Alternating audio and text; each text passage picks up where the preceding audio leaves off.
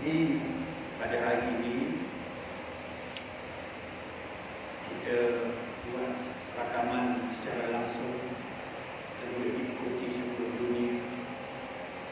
Ya, mudah-mudahan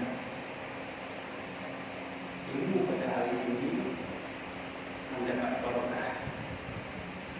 Ya, terima kasih teman-teman kita datang dari jauh buat ikutan. Ya, siaran ini secara langsung. Baik. Muslimin muslimat, para pendengar yang sekalian yang lebih dirahmati Allah. Saya sebagai seorang dokter tidak boleh untuk terus memberi obat pada tuan-tuan sekalian sebelum mengetahui akan penyakitnya.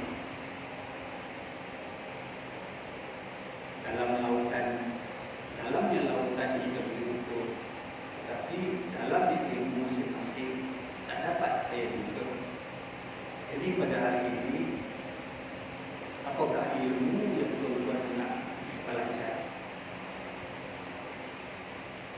Sebelumnya, biarlah saya terangkan sedikit. Ilmu di dalam agama Islam ini ada 4 peringkat. Tulis, ya, belajar ini sekabur-kabur itu setajam-tajam ingatan, sekabur-kaburnya tulisan. Apabila kita tulis, kita catat, kita boleh melihat itu kembali. Dalam agama Islam ini, ilmunya ada 4 peringkat, 4 tingkatan, 4 makam, 4 bahagian. Pertama dipanggil ilmu syariat. Kedua, ilmu taurikat. Ketiga, ilmu hakikat. Dan keempat, ilmu ma'rifat. Memandangkan hadirin yang di hadapan saya adalah di antara pertama kali mendapat air tangan daripada mulut saya, maka perlu saya terangkan terlebih dahulu, yaitu ilmu agama ini ada 4 peringkat: syariat, taurikat, hakikat, dan ma'rifat. Syariat ini seumpamanya sebuah bahtera. Ilmu syariat seumpama sebuah bahtera yang cantik, yang lengkap.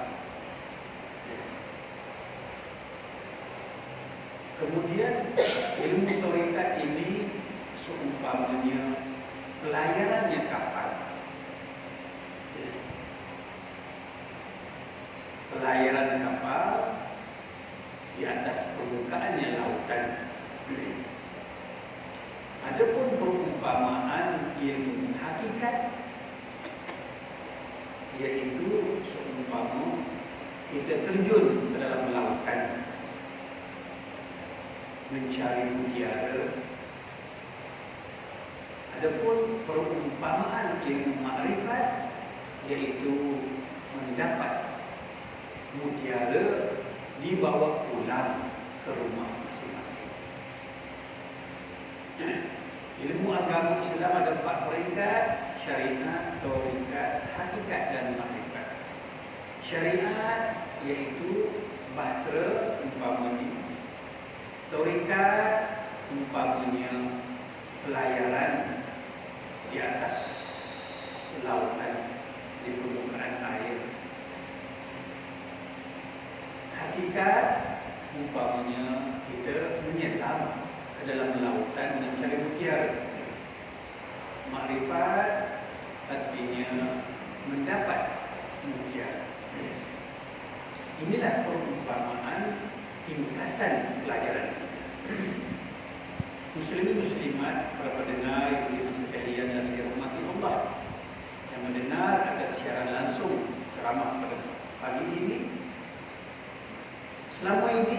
kita hanya didedahkan dengan ilmu syariat. Syariat ini umpamanya undang-undang, umpamanya buah kelapa,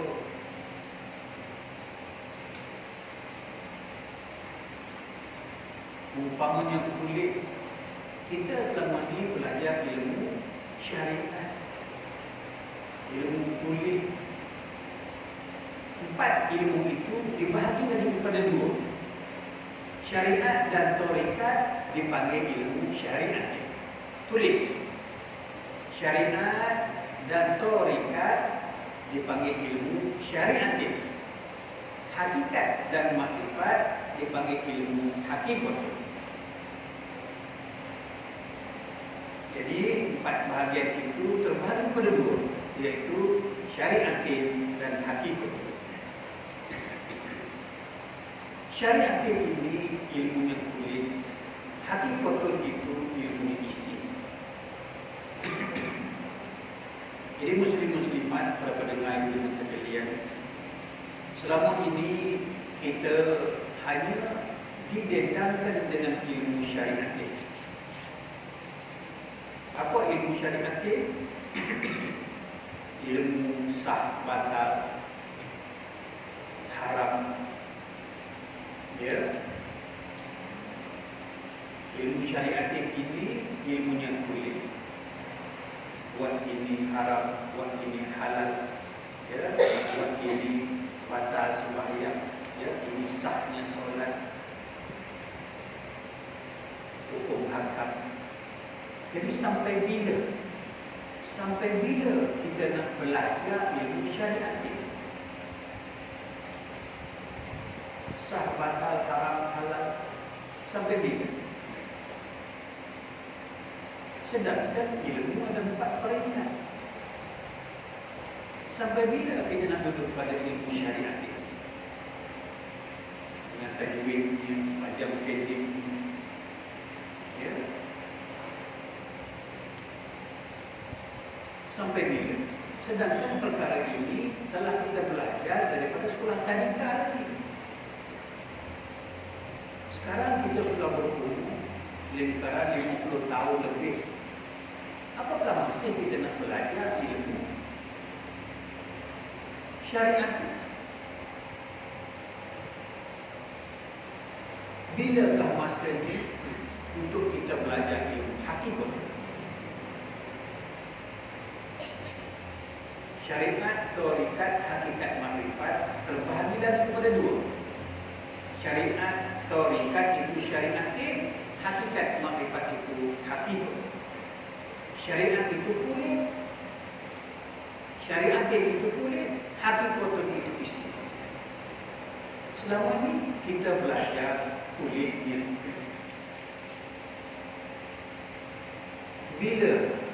Bilakah masanya untuk kita belajar isinya? Bila masanya? Jadi contoh ilmu syariat seumpamanya bersolat. Bersolat kita menggunakan kaedah rukun 13. Hakikatnya solat. Contoh, rukuk sujud itu semua orang boleh buat. Baca setakat Fatihah, surah-surah pendek, semua orang boleh. Itu syariat. Mana ilmu hakikat? Iaitu hakikatnya solat.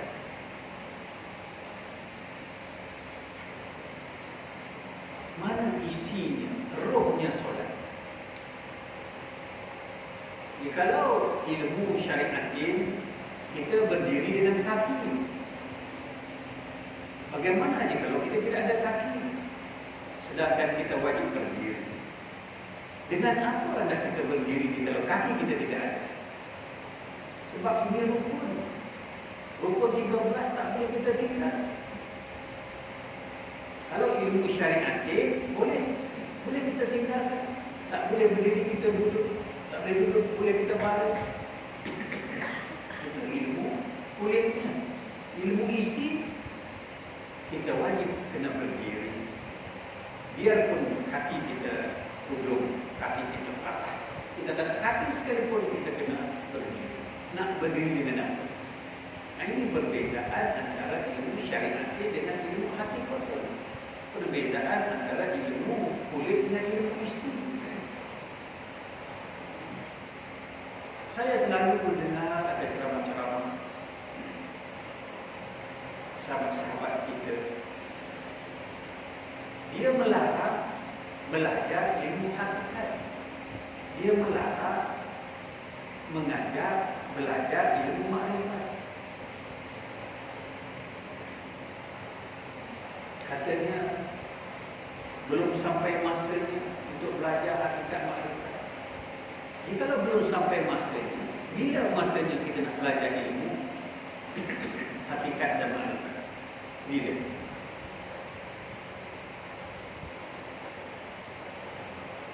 Kita sudah lama belajar ilmu syariat. Kita sudah lama belajar ilmu syariat.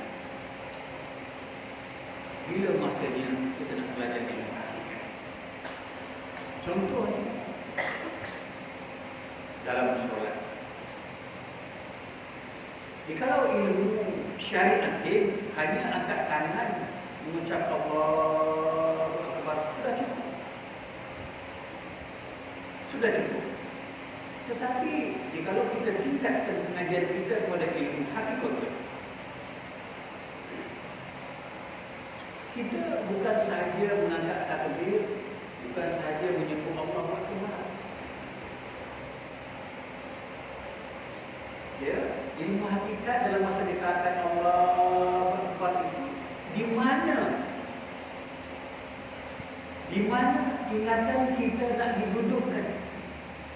Di mana kita nak berhentikan ingatan kita kepada Allah? Cukupkah sekadar berhenti di mulut? Allah, cukupkah Allah itu berhenti hanya di mulut? Mulut bukan Allah, suara bukan Allah. Mulut ini makhluk, suara itu makhluk. Sedangkan Allah yang sebenar-benar Allah bersifat la hurufin wala syautin. Tidak berhuruf dan tidak bersuara, tidak berjirim dan tidak berjisim. Ininya sebenar Allah, sebenar-benar Allah. Apa yang kita sebut itu suara, lidah, bibir. Lidah, suara, bibir bukan Allah. Jadi nak berhenti di mana Allah kita ini? Nak ingatan kita itu sudahnya penghujung di mana? Allah Akbar, nak berhenti di mana? Ini yang dikatakan ilmu hakikat. Ini yang dikatakan ilmu isi. Wala syari'atin ala hakikatun batilatun. Wala syari'atin. Barang siapa hanya mengerjakan syariat ala hakikatun dengan tidak disertai hakikat, apa hukum dia? Batilatun, batal. Begitulah sebaliknya. Hakikat sahaja pun tak boleh, syariat sahaja pun tak boleh. Dia kena berganding syariat dengan hakikat ini bersama, tak boleh ditinggalkan.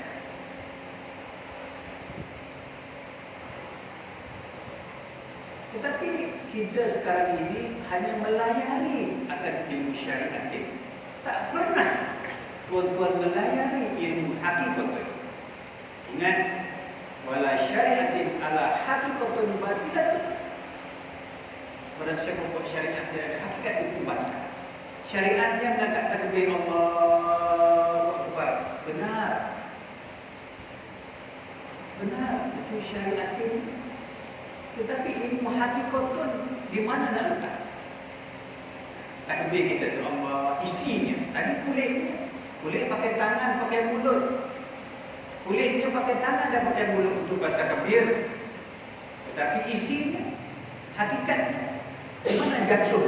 Allah, nak ingat Allah itu sebagaimana. Barang siapa yang tidak ingat Allah dalam bersolat, dia menyembah siapa? Barang siapa tidak boleh ingat Allah dalam bersolat, dia menyembah siapa? Kita bersolat betul-betul untuk menyembah Allah. Jikalau kita tak boleh ingat Allah dalam bersolat, apalagi dalam takbir, tuan-tuan sembahyang sembahyang. Ini yang dikatakan ilmu hakikat. Ini yang dikatakan ilmu isi. Ilmu syariat kita sudah belajar. Angkat takbir katanya sampai ke telinga tangan kita. Sebutan itu memang jelas, Allahu Akbar, sudah cukup. Lulus dalam ilmu syariat, lulus dalam ilmu sekolah tadika. Berapa lama kita dah duduk dalam sekolah tadika? Takkan supaya 67 tahun ini masih duduk dalam sekolah tadika. Mesti ada peningkatan. Ilmu ada 4 peringkat: syariat, tarekat, hakikat, makrifat. Sedang tuan-tuan masih berada pada tangga syariat. Bila nak pergi ilmu hakikat? Bila nak sampai pada ilmu makrifat? Bila? Sedangkan ilmu fardu ain, syariat, tarekat, hakikat, makrifat itu wajib dituntut oleh setiap yang dinamakan Islam yang muslim. Wajib, bukan sunat, bukan makruh. Wajib dituntut. Sebagaimana wajibnya solat, wajib kita tuntut ilmu syariat, tarekat, hakikat, makrifat. Sebagaimana wajibnya syahadah puasa, sebagaimana begitulah wajibnya mempelajari 4 ilmu. Cuba sebut apa? Syariat, tarekat, hakikat, makrifat, ada berapa? Ini wajibkah sunat? Wajibkah sunat? Wajib. Kalau sembahyang wajib, puasa wajib, kalimah syahadah wajib, kenapa belajar ilmu ini tak wajib? Itu makanya muslim-muslimat, para pendengar itu masa kalian yang mendengar secara langsung, marilah pada hari ini kita tingkatkan akan ilmu pengetahuan kita. Jangan duduk pada tahap sekolah tadika. Kita masih ada 3 tingkatan lagi. Saya ulang lagi sekali, ilmu syariat hanya berdiri dengan menggunakan kaki. Tetapi ilmu hakikat semua pun tak ada kaki. Kita kena berdiri. Tapi berdiri dengan apa? Berdiri dengan kudrat dan iradah Allah. Berdiri dengan apa? Berdiri dengan apa? Kudrat dan iradah. Jikalau kita kata bersolat itu dikenakan berdirinya dengan kaki. Orang mati juga ada kaki. Kenapa kaki orang mati tak boleh berdiri? Apabila mendengarnya azan, itu menandakan kaki tak boleh berdiri. Siapa yang mendirikan kita? Kudrat dan iradah Allah Subhanahu wa taala. Jadi biarpun kita tidak ada kaki, kita berdiri dengan kudrat dan iradah Allah. Berdiri dengan keimanan kita, berdiri dengan ilmu kita, bukan berdiri dengan kaki. Orang yang berdiri dengan kaki itu benar, itu pada peringkat tadika. Begitu juga angkat takbir Allah Akbar, benar. Bertakbir menggunakan tangan dan mulut. Tetapi kalau kita mengaji ilmu hakikat, kalau orang tidak ada tangan, nak bertakbir macam mana? Jika orang tak ada mulut, tutup mulut, sakit mulut, nak ucap macam mana? Tetapi kita wajib bertakbir.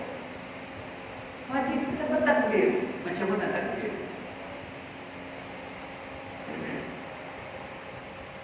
Nak takbir macam mana?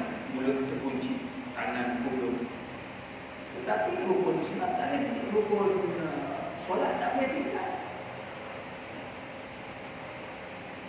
Kemudian kita angkat takbir Allah, nak ingat Allah macam mana?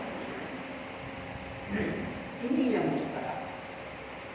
Innamal a'malu binniyat. Bermula dengan niat. Niat kita macam mana? Innamal a'malu binniyat, bermula amal dengan niat. Semasa kita angkat takbir Allah Akbar, niat nak ingat Allah tu macam mana? Allah tidak berhuruf, tak bersuara. Allah bukan putih, Allah bukan kuning, Allah bukan hijau, Allah bukan biru, Allah bukan bulat, Allah bukan panjang, Allah bukan lonjong. Nak ingat macam mana? Nak ingat macam mana kepada Allah? Dekat, tidak bersentuhan, jauh, tidak berantara. Nak ingat macam mana? Allah Akbar. Sudahkah Allah itu hanya bergantung pada bibir saja? Allah tak bergantung pada bibir, Allah tak bergantung pada lidah. Allah berdiri sendiri, qiyamuhu binafsi. Allah berdiri sendiri. Dia tidak bergantung kepada bibirmu, tidak bergantung kepada mulutmu, tidak bergantung kepada suaramu. Aku Allah berdiri dengan sendiri, qiyamuhu binafsi.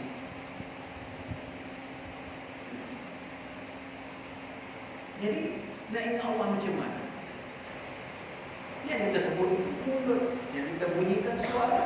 Allah mana? Bagi orang yang bersolat, jika mana? Jika lalai dalam solat, lalai nanti tak ingat Allah. Neraka jahat, neraka wil bagi orang mendirikan solat sekiranya bersolat tanpa ingat kepada Allah. Soalannya, tuan-tuan nak ingat Allah macam mana?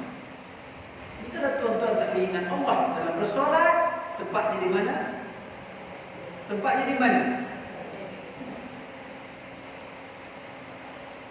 Allah suruh bersolat, menyembah aku, ingat kepada aku. Macam mana nak ingat kepada Allah? Ialah hurufin wala syautin, tak berhuruf, tak bersuara, tak berdiri, tak berjisim, tak dekat, tak jauh, tak putih, tak hitam. Kita manusia ini tak boleh menggunakan akal untuk ingat kepada Allah. Akal ini makhluk paling lemah dalam ciptaan Allah.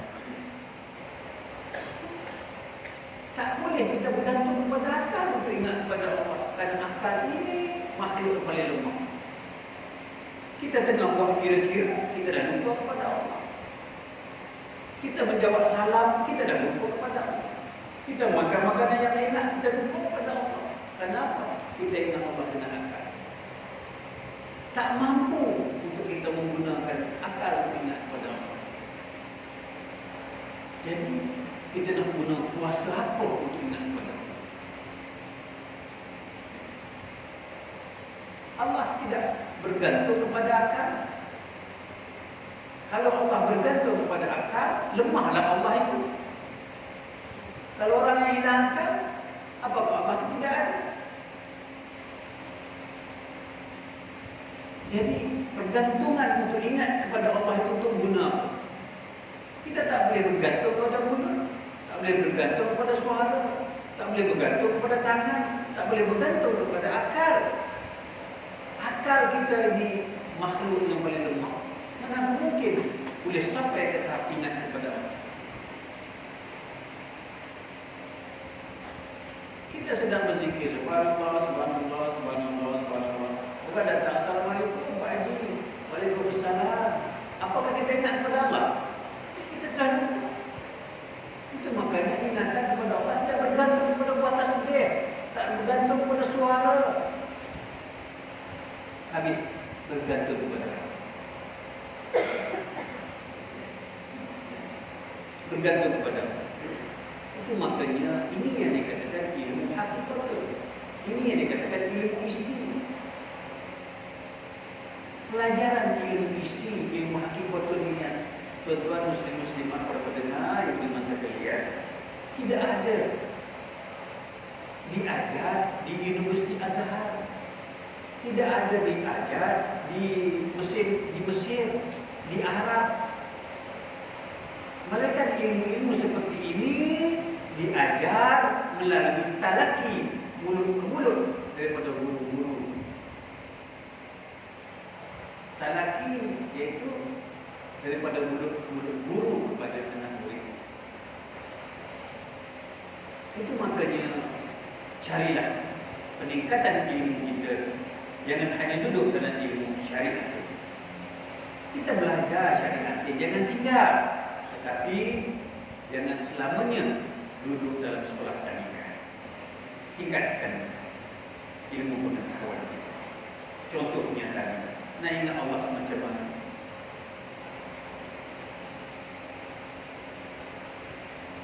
Nak ingat Allah macam mana? Sudah tak dengan Allah semacam itu saja. Allah apa? Sudah.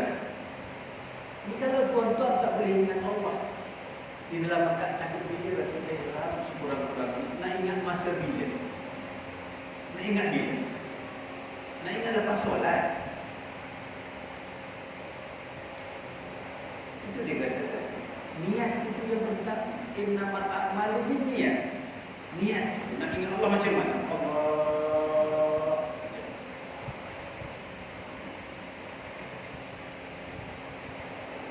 Jikalau saya tinggikan sikit lagi, begitu juga niat. Mana yang dikatakan niat? Yang kita lafaz itu, yang kita ucap itu sahaja supaya maghrib 3 rakaat kerana Allah Ta'ala, itu lafaznya niat. Itu belum berniat, itu lafaz niat. Niat mana? Mana niat?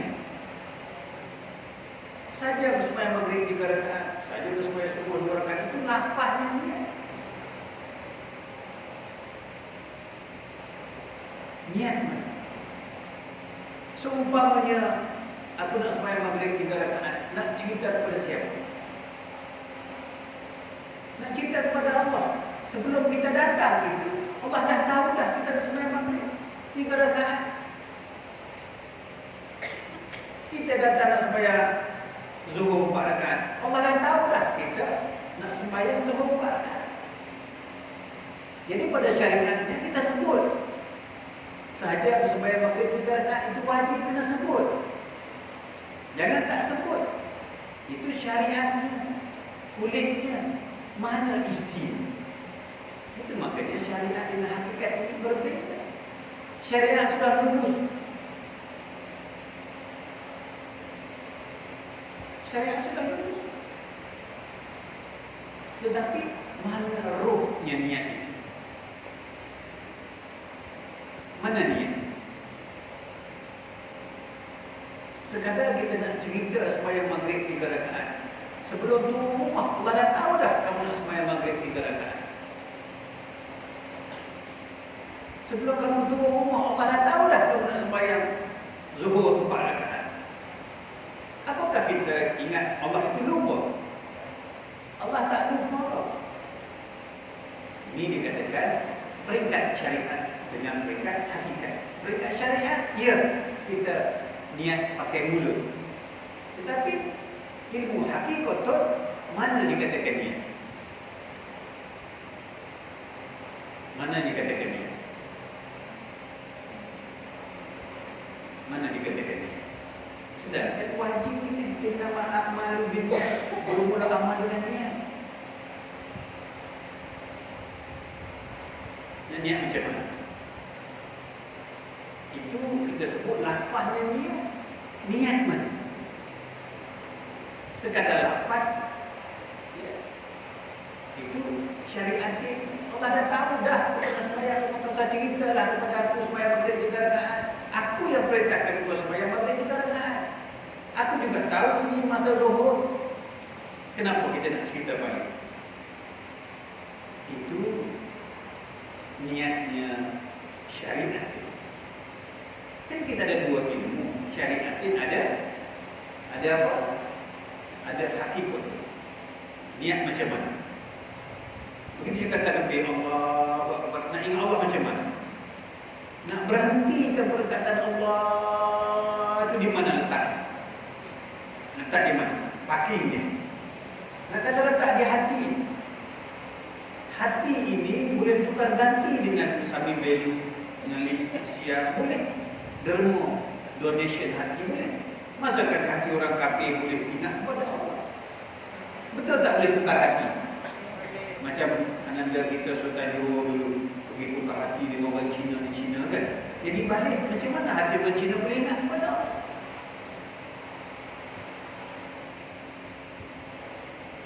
Tengok kalau surat khabar hari itu ada orang terumah hati, orang kafir terumah hati kepada orang Islam. Macam mana hati daging orang kafir ingat kepada Allah? Apakah kita boleh menempatkan Allah dalam benda yang busuk? Hati ini busuk, tempat dimakan ulat. Busuk. Mana mungkin Allah duduk di dalam hati yang busuk? Tetapi benar, Allah bertempat di hati. Mana hati? Ilmu syariat mengatakan hati ini di dalam dada. Itu bukan hati, itu daging. Itu boleh busuk. Hati yang ditempatkan Allah ini hati yang tak busuk. Di mana hati? Hati yang bernama kalbu. Benar, hati. Hati halus yang bernama kalbu. Itu dikatakan kalbu mukmin Baitullah. Itu dikatakan kalbu mukmin Baitullah. Kalbu itulah sebenarnya rumah Allah. Tapi di mana? Persoalannya di mana hati kalbu itu? Di mana kalbu? Tempat bersemayamnya Allah. Hati bukan hati yang darah daging itu. Hati yang bernama kalbu. Itulah rumah tempatnya Allah. Tapi persoalannya di mana kalbu? Kalbu yang bertempat Allah itu bukan di dalam dada dan bukan di luar dada. Kerana Allah tidak bertempat. Barang siapa menempatkan Allah di dalam dada, maka hukumnya kafirlah kita pada hari ini. Menempatkan Allah atas tikas sejadah, kafirlah kita pada hari ini. Menempatkan Allah di dalam Kaabah, maka kafirlah kita pada hari ini. Kerana Allah tidak bertempat. Tetapi kita boleh letak Allah dalam kalbu. Allah bertempat dalam kalbu. Tapi persoalannya di mana kalbu? Di mana kalbu? Kalbu bukan dalam dada, kalbu bukan di luar dada. Hati memang dalam dada. Itu benda yang busuk. Mana kemungkinan Allah duduk dalam benda yang busuk? Kalau busuk hancur hati itu, Allah nak duduk di mana? Ambil hati letak sini, dia makan ulat busuk hancur. Di mana Allah nak duduk? Dia kalau hati itu hancur. Hati Allah tidak bertempat dalam hati yang darah daging kita. Hati yang halus yang bernama kalbu, itulah tempat Allah. Persoalannya mana kalbu? Mana kalbu?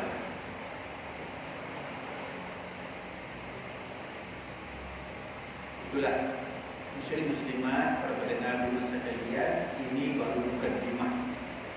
Ini baru pengenalan perbezaan antara ilmu syariat dengan ilmu hakikat. Perbezaan kulit dengan isi. Selama ini kita dengar itu hanya dendangan ilmu syariat.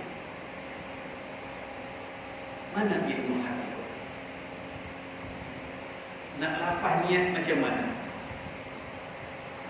Nak ingat niat macam mana? Nak berdiri tanpa kaki, nak bertakbir tanpa tangan, nak berniat bukan sahaja setakat sebutan mulut yang menipu. Kita boleh menipu Allah dengan mulut, tetapi kita tak boleh tipu Allah. Mana niat kita? Niat kita apa? Inna solati wa nusuki wa mahyaya wa mamati. Tetapi itu sebutan saja. Amal ibadah kita, hidup mati kita kerana Allah. Itu lafaz mulut saja.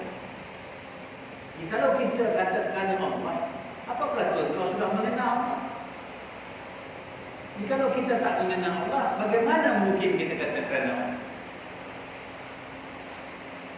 Saya buat mengaji sampai ke Menara Gading, saya buat kerana mak bapak saya. Ini kerana mak bapak saya, maka saya belajar bersungguh-sungguh hingga saya lulus.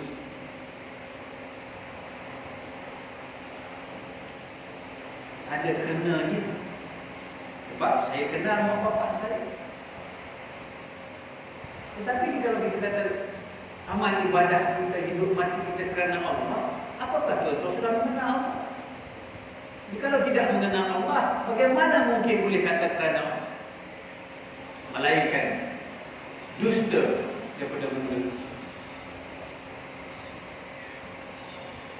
Jadi muslim-muslimat, para pendengar juga sekalian, hadirin dirahmati Allah, cukuplah itu sebagai pengenalan perbezaannya antara ilmu syariat dengan ilmu hakikat.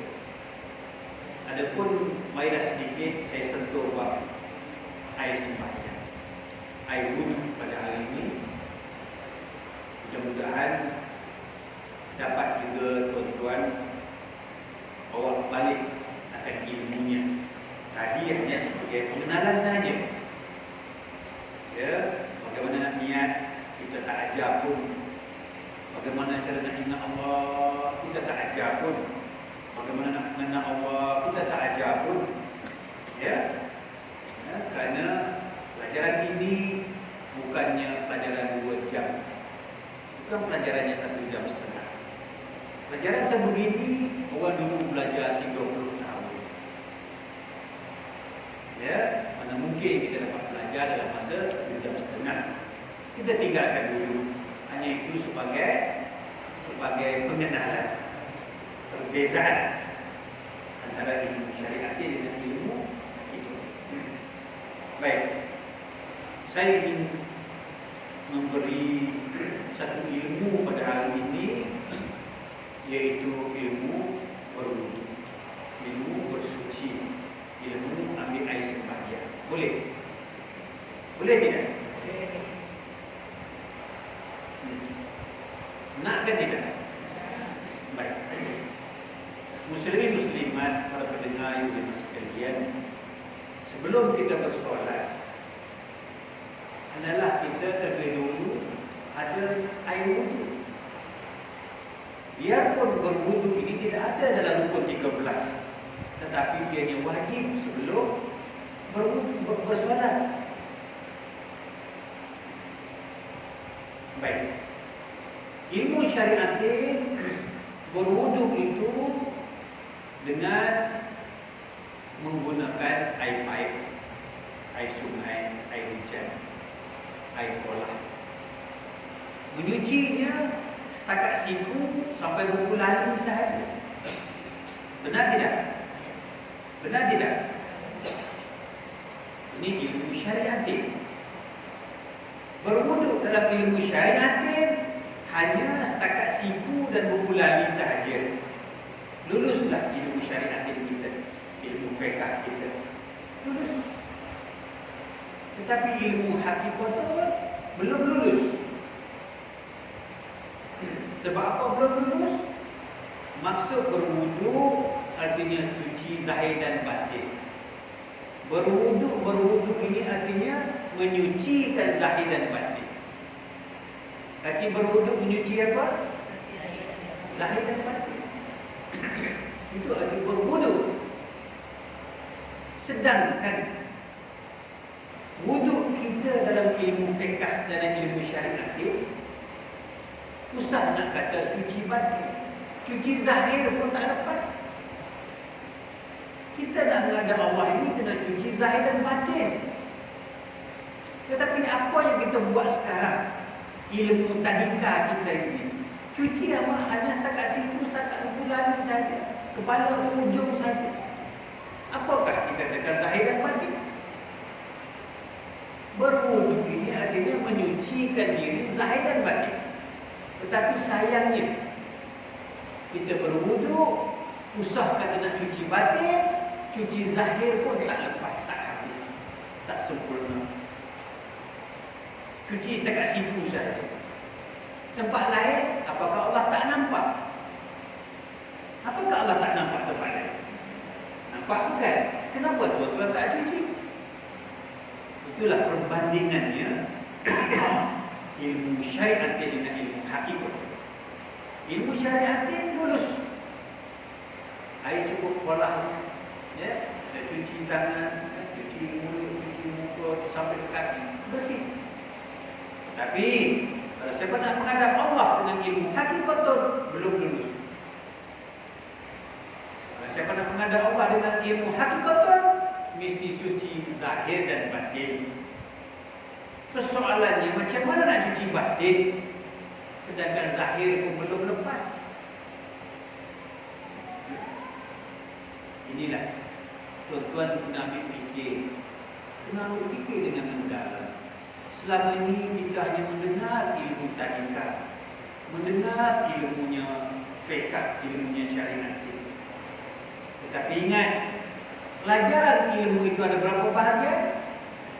Ada berapa peringkat? 4 peringkat. Syariat, tarikat, hakikat dan makrifat. Ilmu yang kita belajar sekarang apa? Syariat. Paling tinggi pun tarikat.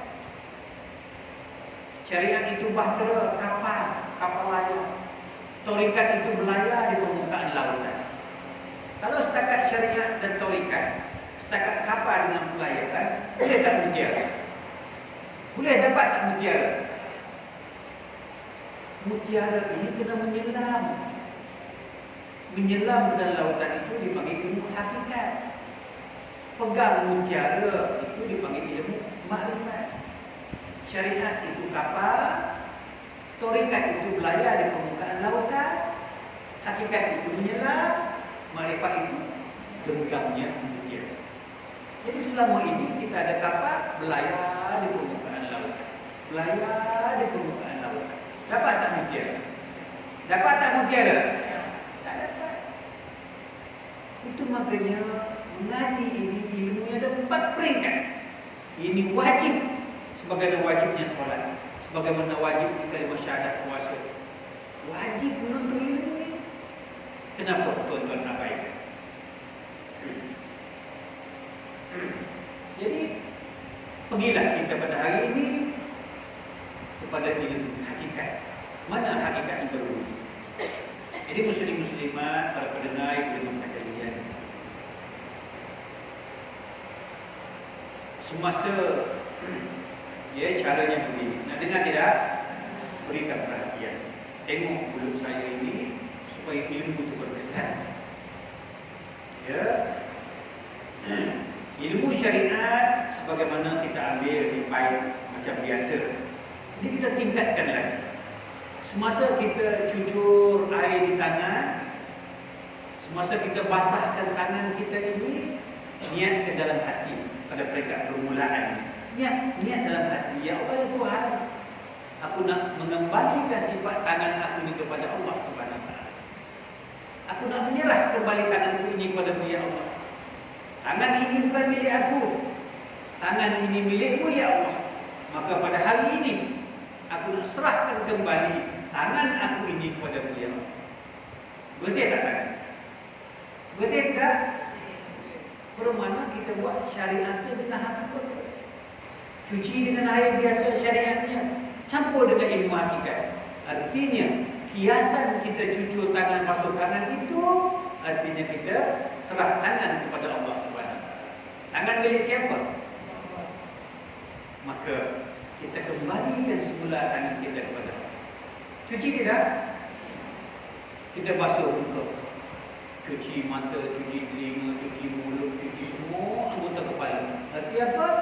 Kita serah kepala kita kepada Allah. Daripada hujung rambut kita cuci hiasannya sampai ke hujung kaki. Kita cuci dengan air dalam hati kita. Aku nak berserah diri kepada-Mu ya Allah, daripada zahir hingga ke batin, daripada hujung rambut sampai ke hujung kaki. Ada tak lagi diri kita? Ada tak lagi diri kita? Semuanya sudah terserah kepada Allah. Tangan milik-Mu ya Allah, mata milik-Mu ya Allah, kepala milik-Mu ya Allah, jasad milik-Mu ya Allah, daripada hujung rambut sampai ke hujung kaki, daripada kulit sampai ke hati, Aku nak serahkan kembali diriku ini kepadamu ya Allah.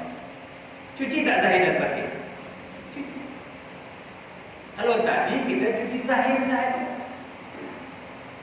Tangan setakat siku, kaki setakat pukulan, kepala setakat ujung rambut. Itu syariatnya benar. Tetapi kita kena masukkan dengan ilmu hakikat kita. Masa kita basuh tangan, niat berserah tangan kepada Allah. Ya, basuh muka, niat serah mata, telinga. Tak payahlah sebut. Sekadar niat Allah tahu. Tak payah sebut. Jadi kita faham. Kita faham di hati cukup. Tak payah kita nak serah tangan, serah kaki, serah mulut. Sekali esok pula ambil, serah lagi. Allah tidak seperti itu. Yang kita faham dalam hati kita. Tak payah dilafaz pun. Cukup dengan niat, dengan tahu bahwasanya aku cuci dengan air zahir ini, aku nak mencuci sekali dengan penyerahan diri kepada Allah. Ingat sebelum ambil sembahyang pun cukup. Tak perlu masa ambil sembahyang kita ingat, tak perlu kita ambil sembahyang kita baca, tak perlu. Allah ni sebut masa sebelum berwuduk pun dia ingat, dia faham, dia tahu. Sekarang ni serah. Serah tidak sekarang ni? Semua diri kita ni milik siapa? Milik siapa jawab? Allah dah faham. Jadi semasa kita ambil air yang syariat, dah cukup. Allah dah faham. Kita ambil air syariat itu kiasannya. Kiasan apa? Kiasannya hakikat, serah tangan kepada Allah. Basuh muka, serah mata, telinga, hidung, kepala. Kita basuh ujung rambut sampai ujung kaki, artinya kita menyerah diri zahir dan batin. Asal tangan milik siapa? Jawab. Kaki milik siapa? Seluruh tubuh kita milik siapa? Ada tak milik kita? Itu maka sucilah diri kita zahir dan batin. Aku datangnya asal daripada kosong, maka aku kembali juga sebagai kosong. Ini dikatakan cuci zahir dan batin. Selama ni kita beranggapan yang berdiri itu kaki aku. Selama ni kita beranggapan yang bertanggung ke tangan aku. Selama ni kita beranggapan yang taat, rajin, alim itu aku yang punya. Sekarang ini jangan duduk di situ.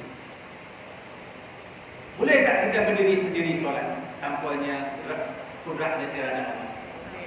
Boleh tidak? Siapa yang berdiri kita bersolat? Bukan kerana rajinnya kita, bukan kerana taatnya kita, bukan kerana alimnya kita. Kerana siapa? Jangan kita mengaku kita yang berdiri solat. Kita tak boleh pun berdiri jika Allah tak beri kudrat dan iradah. Kemudian dalam kita bersolat tadi, kita mengatakan seluruh ibadah kita hidup kita diserah kepada tetapi sesungguhnya tuan-tuan sedang membohong kepada Allah dan membohong kepada diri sendiri. Kita kata nak serah ibadah solat ini kepadamu ya Allah, tetapi cuba tanya diri kita, mana bahagian kita untuk diserah kepada Allah? Berdirinya kita siapa yang bagi? Rukuknya kita siapa yang bagi? Sujud kita siapa yang bagi? Ada tak dari kita? Jawab, ada tak dari kita? Jikalau tidak ada bahagian solat itu dari kita, apa yang tuan-tuan nak beri kepada Allah?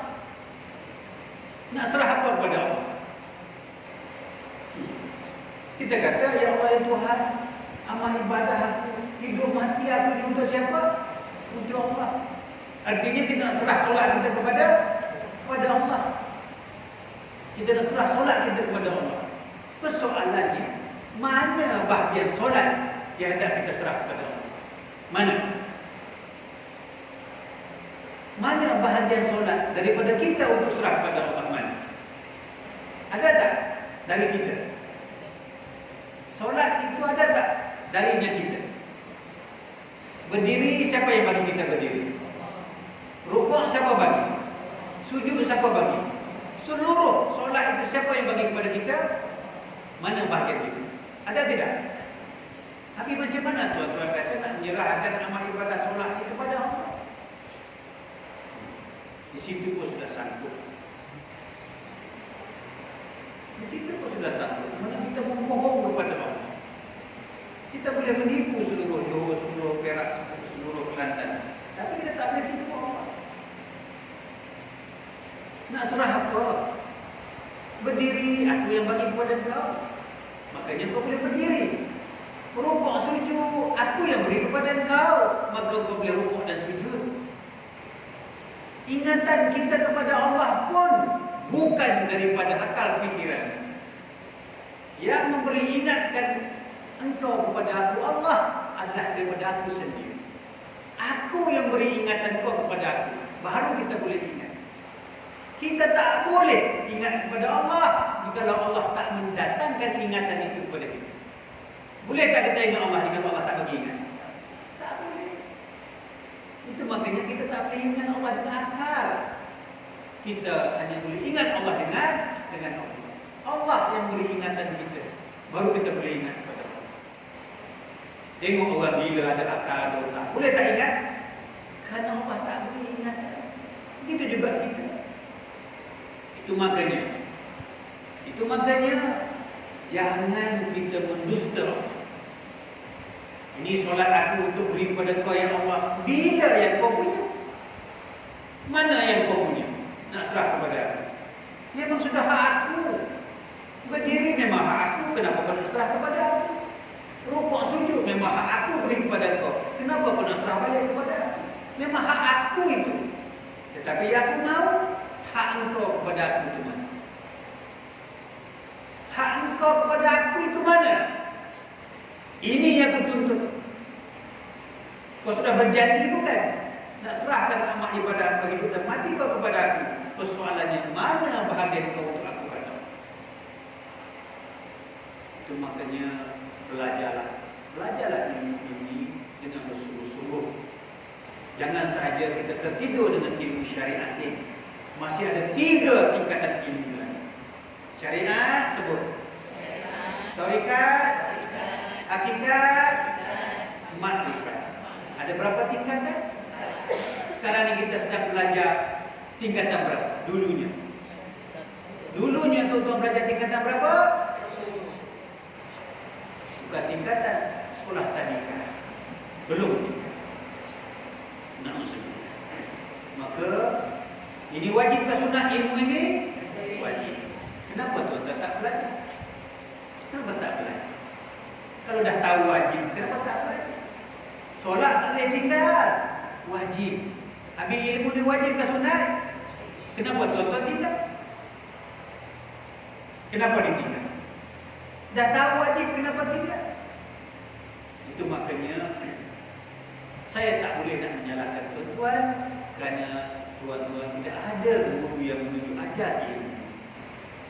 Guru ilmu ini bukan daripada Universiti Al-Azhar, bukan daripada Mesir, bukan daripada Arab, daripada dada para mukmin. Ilmu ini hanya ada di dalam dada para mukmin. Belajar secara talaqi. Dulu tak ada kitab, orang tak pandai menulis. Cuma daripada mulut ke mulut lah ilmu hakim. Kita tak boleh juga nak salahkan penceramah, ustaz-ustaz. Tak boleh salahkan kerana mereka tak belajar. Tak ada fakulti hakikat makrifat di universiti. Tak ada jurusan hakikat makrifat di Universiti Al-Azhar. Cuma ada ilmu syariat, hukum syariat, mahkamah syariat. Ada hukum hakikat, ada mahkamah hakikat. Tak ada. Sebab dia tak belajar. Dia belajar ilmu syariat, maka ada undang-undang syariat. Dia belajar hukum syariat, maka ada hukum syariat, mahkamah syariat. Jadi carilah guru. Ya. Jangan kita rendahkan ilmu syariat. Jangan kita rendahkan guru-guru syariat. Dia juga guru kita. Apa boleh buat? Dia hanya belajar ilmu syariat. Maka dia sampaikan ilmu syariat. Dia tak boleh menyampaikan ilmu hakikat kerana dia tak belajar. Jadi kita tak nak salahkan guru. Dia belajar ilmu matematik. Belajar ilmu matematik. Jadi guru pun mesti mengajar ilmu matematik. Mana mungkin mengajar ilmu biologi? Tak mungkin. Jadi siapa nak belajar ilmu biologi, cari guru biologi. Nak cari ilmu bulan bintang, cari guru falak. Barulah ilmu itu kita dapat. Ini kita nak belajar ilmu falak, pergi belajar dengan guru matematik, mungkin tak dapat. Ya, carilah guru yang sesuai.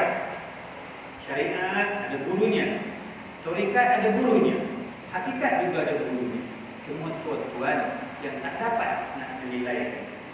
Baik. Jadi dalam bayi sembahyang tadi, semasa kita cucuk tangan dengan air, ingatlah muslimat, hiasan cucuk tangan itu, basuh tangan itu bukan untuk cuci pun. Kalau nak cuci, tak cuci pun. Kalau setakat sipu sahaja. Kalau kita kata ambil air sembahyang di perigi itu suci, kita kentut, batal tak air sembahyang? Jawab, batal tidak? Kita pergi ambil air sembahyang. Ada tak kita cuci tempat yang kita keluar kentut tadi? Tidak. Bermakna di sini bukan untuk menyucikan, sekadar kiasan. Sepatutnya basuhlah tempat yang kotor keluar tadi.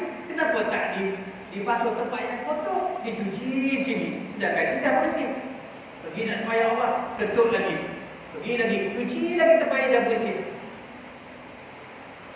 Itu maknanya maksud bersuci itu bukan sahaja zahir, mesti dengan batin. Itu air wudu ini suci zahir dan batin.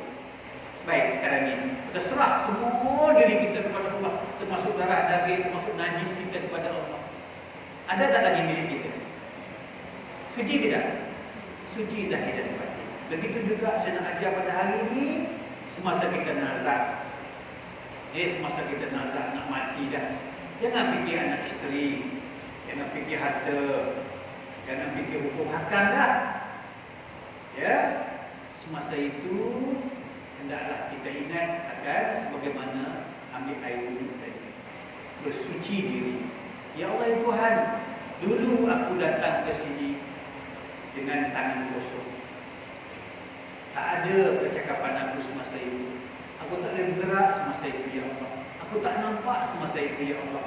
Biarpun mak kita, babai-babai kita tak nampak. Biarpun mak kita panggil nama kita, pun kita tak dengar. Biarpun mak kita suruh berjalan, kita tak boleh berjalan. Artinya kita datang dengan tangan kosong.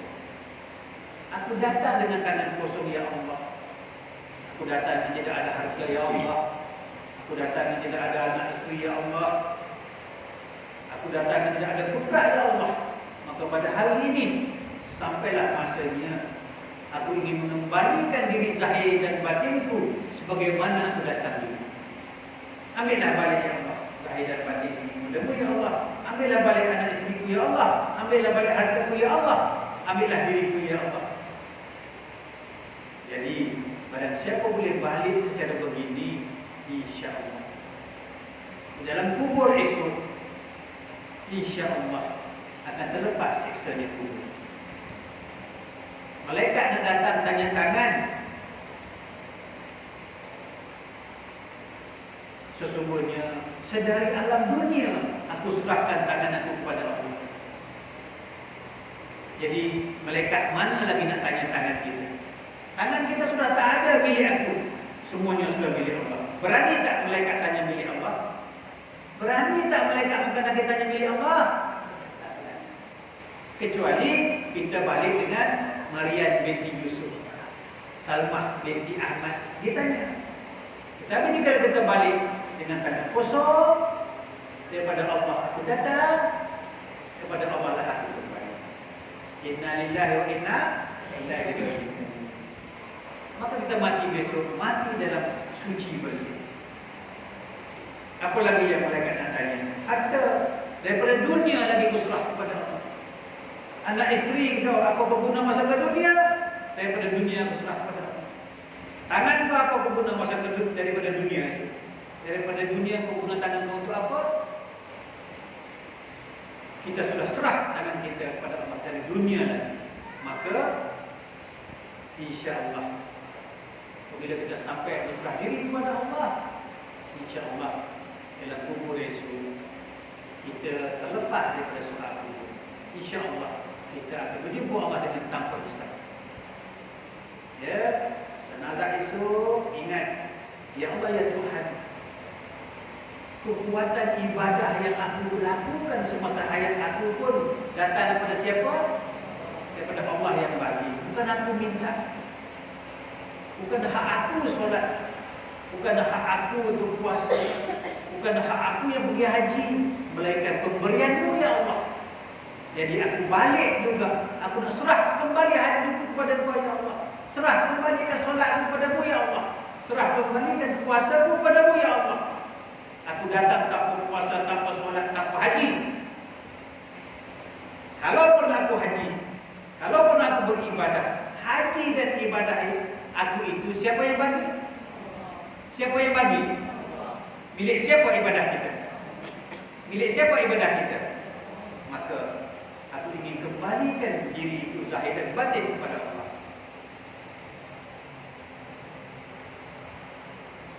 Ada tak lagi milik kita? Ya Allah ya Tuhan, datangnya aku daripada kosong, maka aku ingin kembali dengan tangan kosong ya Allah.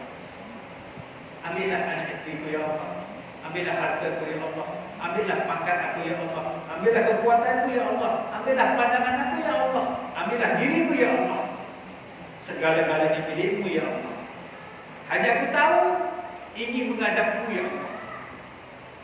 Aku tahu hanya ingin menghadapmu ya Allah.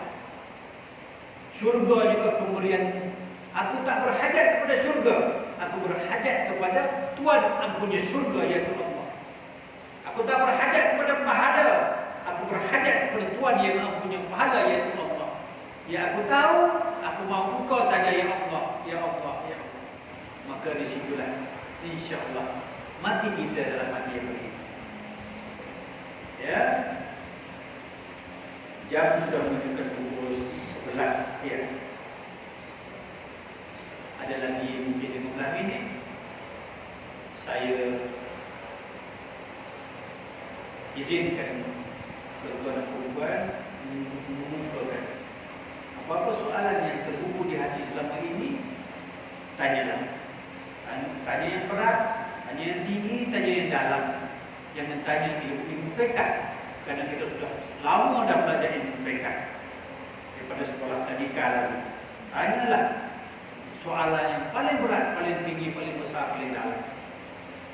Ya, silakan kalau ada. Saya. Kalau misalnya dalam keadaan kita tengah menazak tu, tapi kita akan dihijabkan dengan sesuatu gambaran bapa kita ataupun atau nenek moyang Masa dia tak dengar anda.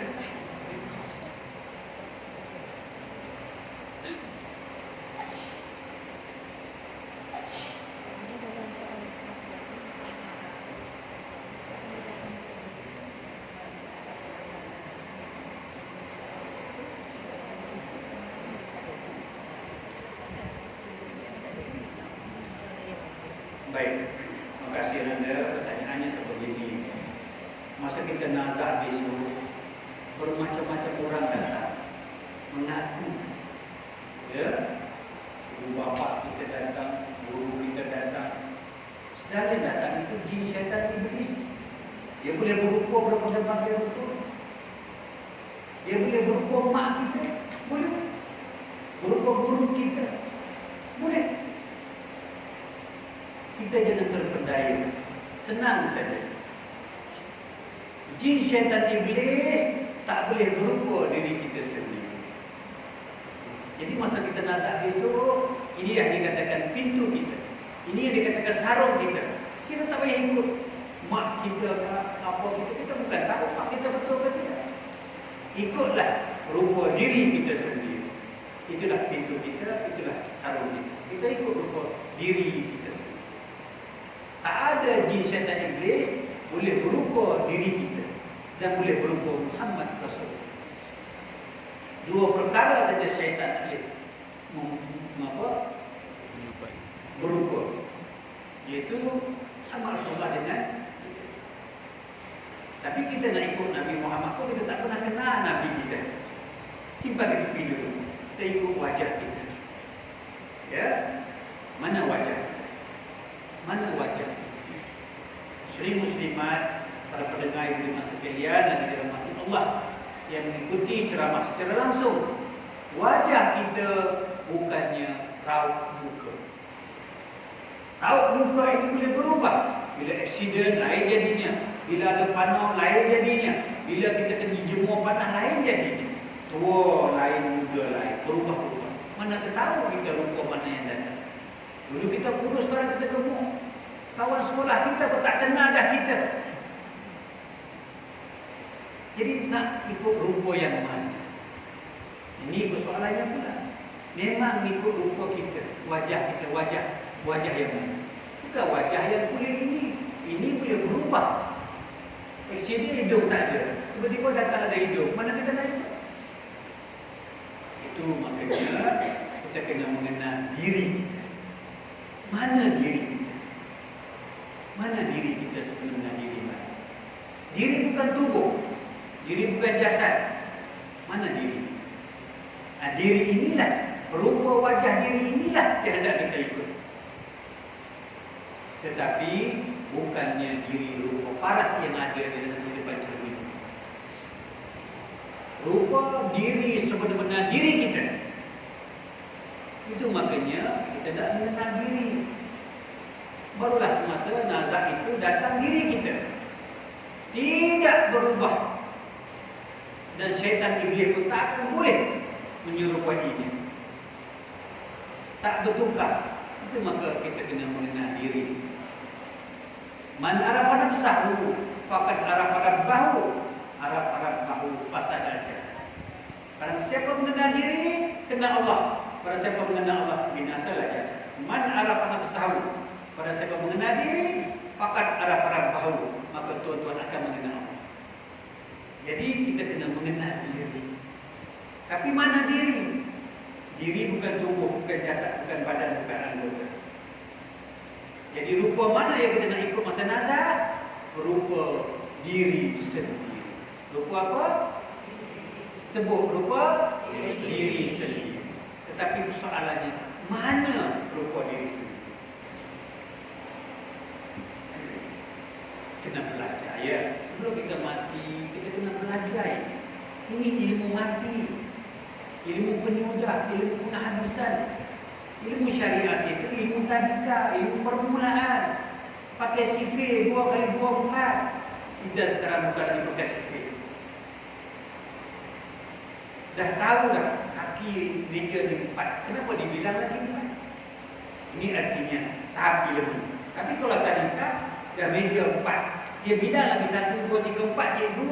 Meja ada berapa kaki? Dia bilang lagi 1, 2, 3, 4. 4 cikgu. Itu sekolahnya tadika. Tapi sekolahnya tingkatan dah tak bilang lagi. Itu makanya kena belajar ilmu hakikat. Kena belajar ilmu yang tak payah bilang. Ilmu isi, ilmu makan dia tak payah dibuka-buka lagi. Ilmu yang kita boleh letak tepi, kita makan isi. Jadi kena mengenal diri.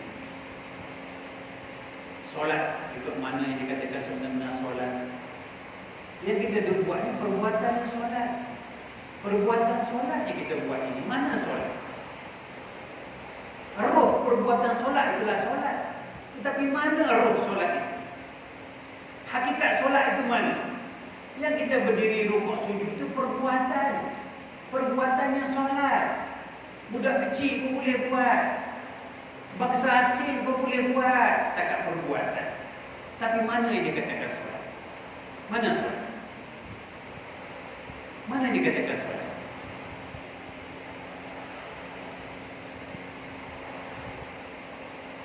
Baik. saya buka sedikit ya. Minta maaf sebanyak-banyaknya bila sudah buka tuan-tuan tak dapat. Ya, tak dapat ilmu. Ya, mana dikatakan sudah. Baik. Semasa Rasulullah dijemput Isra Mi'raj untuk menerima perintah solat, ada siapa yang boleh ikut? Malaikat Muhammad Rasulullah terima perintah solat daripada Allah sendiri dengan 4 mata lah kononnya. Lalu Rasulullah turun ke bumi. Rasulullah tak bersolat sehinggalah datang siapa? Jibril mengajar rukun 13. Barulah Rasulullah buat rukun 13. Artinya di sini yang kita buat itu rukun 13, siapa yang ajar? Jibril yang ajar. Solat Allah yang ajar. Solat Allah yang ajar terus kepada Muhammad. Turun ke bumi. Rasulullah tak bersolat. Sehinggalah datang Jibril mengajar rukun 13. Artinya di sini apa yang kita buat itu rukun 13. Solatnya mana? Mana solat? Kemudian dalam perjalanan, sebelum sampai ke langit dalam perjalanan, Rasulullah singgah di Masjidil Aqsa. Rasulullah telah mengimankan seluruh Nabi, seluruh Rasul bersolat di Masjidil Aqsa. Sedangkan Rasulullah belum naik ke langit lagi. Nah, ini artinya solat kita ini sudah ada semasa Adam lagi. Sudah ada semasa Adam lagi. Bagaimana Adam bersolat? Bagaimana Ibrahim bersolat? Bagaimana Ismail bersolat? Sedangkan solat yang kita buat ni baru 1400 tahun. Ini diajar oleh Jibril. Baru 1400 tahun. Itu makanya yang kita buat ini hanya perbuatan solat. Carilah di mana hakikatnya solat. Begitu juga tadi, apa yang kita ambil air wuduk itu hanya syariatnya, zahirnya. Hakikat air sembahyang mana? Hakikat air sembahyang dah saya ajar tadi bukan? Serah diri kepada Allah. Ini hakikat air sembahyang. Mana hakikat solat? Mana hakikatnya solat? Isinya solat, rohnya solat mana? Solat mesti ada roh, solat mesti ada hakikat, solat mesti ada isi. Yang kita buat itu syariat. Yang kita buat itu perbuatannya solat. Rukuk sujud itu perbuatan solat. Siapa aja? Siapa aja? Jibril yang kata. Baru Rasulullah. Sedangkan solat sebelum Jibril datang aja pun Rasulullah dah mengimamkan solat seluruh Nabi, seluruh Rasul di Masjidil Aqsa. Itu makanya saya cuba tak nak sampaikan benda ini, tetapi kalau saya tak sampaikan, mungkin tuan-tuan tak tahu duduknya perkara. Saya minta ampun dan maaf, ya, kalau saya terlanjur, ya, bercakap seperti ini. Tujuannya tidak lain dan tidak bukan nak mengubah syariat yang kita ada, bukan nak bawa ajaran baru, tidak. Ajaran yang lama tetap kita kekalkan. Jangan tinggalkan ambil sembahyang, jangan tinggalkan solat. Kalau maghrib 3 rakaat lah. Cuma saya nak mengajar, yang kita buat sekarang ini hanya kulit. Mana isi?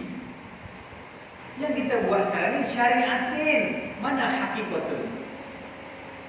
Contohnya kita ambil sembahyang, kita berwudu, itu cuci usah kata batin, zahir pun tak lepas. Pada syariatnya, pada hukum fiqahnya sah, benar pada hukum syariat. Ilmu kita ada berapa peringkat? Ada berapa peringkat? Benar, sah pada darjah 1. Bilang meja, ya, 2 kali 2 bilang batu. Tapi kalau kita sekolah menengah, kita ada lagi tingkatan lain, yaitu taurikat, hakikat, dan makrifat. Selama ini kita belajar syariat. Mana ilmu hakikat? Selama ini kita melakukan solat, perbuatan solat, rukuk, sujud, itu perbuatannya. Sekadar perbuatan, budak pun boleh buat. Mana rohnya solat? Mana rohnya solat? Mana hakikatnya solat?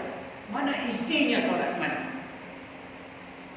Nah, seumpama niat Allah, seumpama takbir Allahu Akbar, syariatnya dah betul, tadika dah betul Allahu Akbar, tetapi hakikatnya nak ingat Allah tu macam mana? Ini dikatakan hakikat. Ini dikatakan roh, bertakbir. Nak ingat Allah macam mana?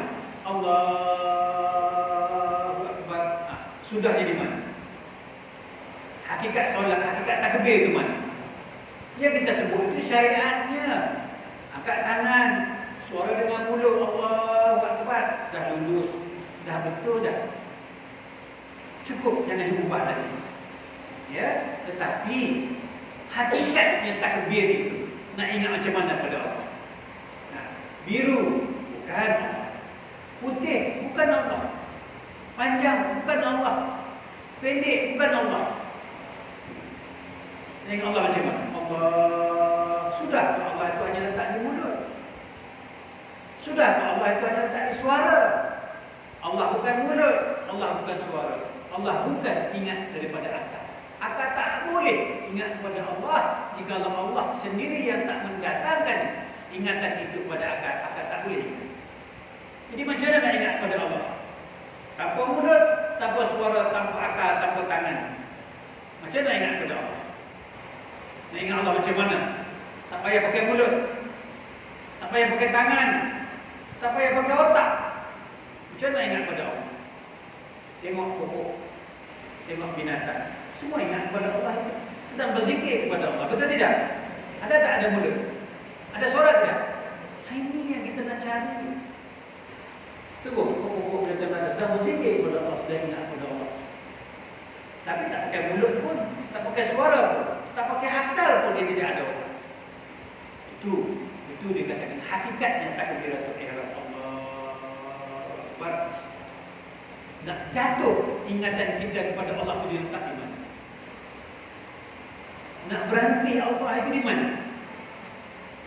Allah sudah di mana? Takkan nak berhenti di bibir mulut? Salah. Allah tidak ada dalam bibir mulut. Itu maksudnya hakikat. Ketika bersolat, yang kita buat dah betul dah. Rukun 13 dah betul dah. Cantik. Tak usah diubah lagi. Tak usah ditambah lagi. Dan jangan dikurangkan dia pun sedikit. Tetapi hendaklah kita belajar mana hakikatnya solat, rohnya solat, isinya solat.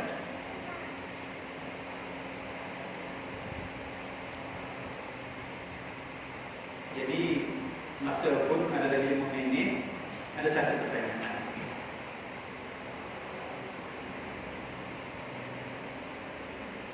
Baik. Dia kata apa di sini? Setelah kita tidak punya apa-apa, bagaimana cara kita tak nak menipu Allah dan tak nak menipu diri sendiri? Bagaimana cara kita nak bersolat supaya tak menipu diri dan tak menipu Allah? Macam manakah caranya? Untuk kita tidak menipu Allah, untuk kita tak menipu diri sendiri, kalau kita menunjukkan amal ibadah, tidaklah kita sebut sebagaimana yang kita niat. Ya, kita yang menipu Allah. Macam mana caranya? Hendaklah kita mengenal diri dan mengenal Allah. Selagi kita tak mengenal diri, selagi kita tak mengenal Allah, selagi itulah kita duduk dalam hanya keadaan menipu. Menipu pada diri, menipu pada Allah. Contohnya tadi, amal ibadah aku, hidup dan mati aku untuk siapa? Untuk Allah. Itu tuan-tuan menipu Allah. Tuan-tuan tak kenal pun Allah. Kalau ni amal ibadah saya, ya, ambil. Aku serah kepada-Mu ya Allah. Sebab apa saya serah? Sebab saya kenal dia. Tetapi sekarang ni, ya Allah ya Tuhan, aku nak serah kepada Engkau ya Allah. Ni, alamat tak ada. Orang tak kenal, tapi nak serah. Boleh tidak? Sampai ke tidak? Sampai ke tidak? Jadi untuk taklid, untuk hidup tidak menipu, untuk beribadah tidak menipu, hendaklah kita mengenal diri dan mengenal Allah.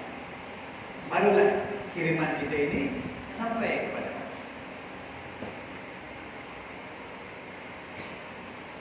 Beramal ibadah, hidup dan mati kita untuk siapa? Untuk Allah.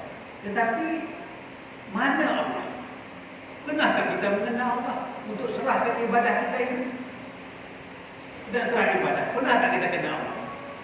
Kalau tak kenal Allah, maka kita dalam keadaan menipu dan menipu diri sendiri. Jadi untuk mengenal Allah, hendaklah kita mengenal diri. Selepas mengenal diri, barulah datangnya ilmu mengenal Allah. Sebelum mengenal Allah, kena mengenal apa? Kena mengenal diri. Selepas mengenal diri, barulah kita boleh mengenal Allah. Jadi persoalannya di sini, mana diri? Ini bukan diri, ini jasad, ini tubuh. Diri mana? Diri inilah yang perlu kita kenal. Wajah diri inilah yang perlu kita ikut semasa kita nazak besok. Wajah diri sebenar-benar diri. Wajah diri kita sebenar-benar diri, bukan putih, bukan hitam, bukan tinggi, bukan rendah. Diri sebenar-benar diri kita. Tak boleh orang menyerupainya. Tak boleh. Jin syaitan pun tak boleh menyerupai diri kita, kerana dia teramat unik. Tak boleh orang nak tiru pun, kerana dia bukan putih, dia bukan hitam, dia bukan tinggi, dia bukan rendah. Itulah diri sebenarnya diri kita. Mana diri? Jadi saya tak bolehlah nak mengajar semua, kerana ilmu ini bukannya ilmu 2 jam. Ya, semua saya beri saranan, carilah guru, carilah kitab, carilah buku yang mengajar perkara ini. Ilmu ini, ilmu yang sudah lama orang tinggalkan. Ilmu yang terpinggir, ilmu datuk nenek kita. Datuk nenek kita dulu mengaji mula dengan sifat 20. Tapi sekarang ni orang tak belajar dah sifat 20. Sebab orang tak tahu nak ajar sifat 20. Melainkan dia baca saja wujud nanti ada lawan dia, ada dari sekalian alam, wujud bina maqam baru ta'ala lil haqiqiyahu bina mesti dia tahu baca saja. Dia tak tahu nak menguraikan sifat 20.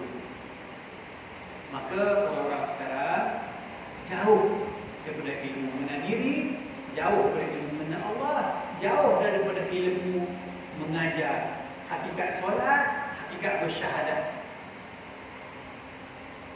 Begitu juga kita bersyahadat la ilaha illa Allah. La ini nafi, tolak, buang. Tuan-tuan nak tolak apa? Tuan-tuan nak buang apa?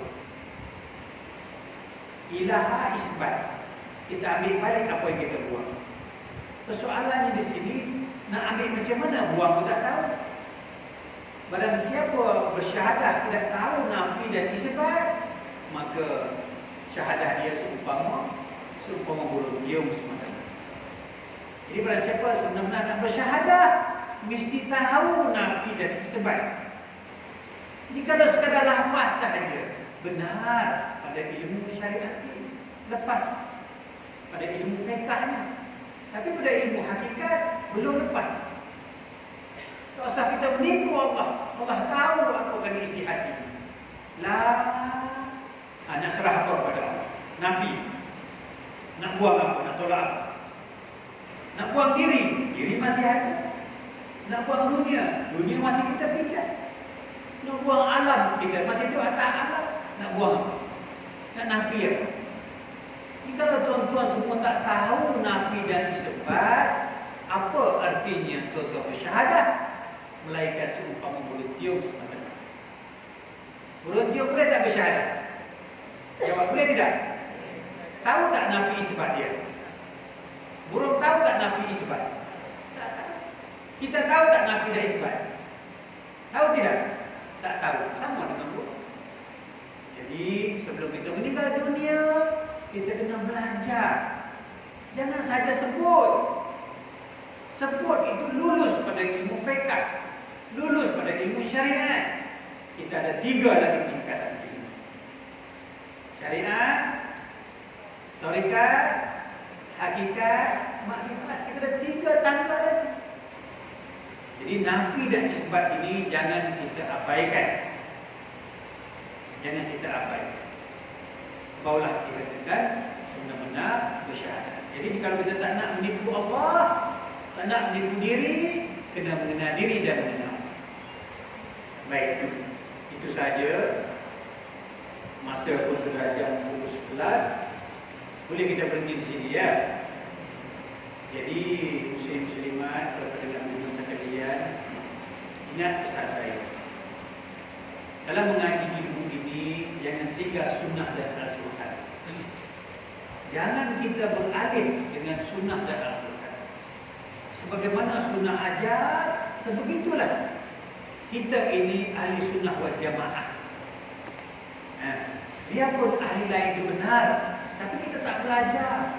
Wahabi kita tak belajar, Syiah kita tak belajar. Kenapa kita nak ikut mereka? Kita belajar ahli sunnah wal jamaah, maka berpeganglah pada ahli sunnah wal jamaah. Ya, tapi kita jangan salahkan orang. Ya, kemudian jangan buat sunnah baru.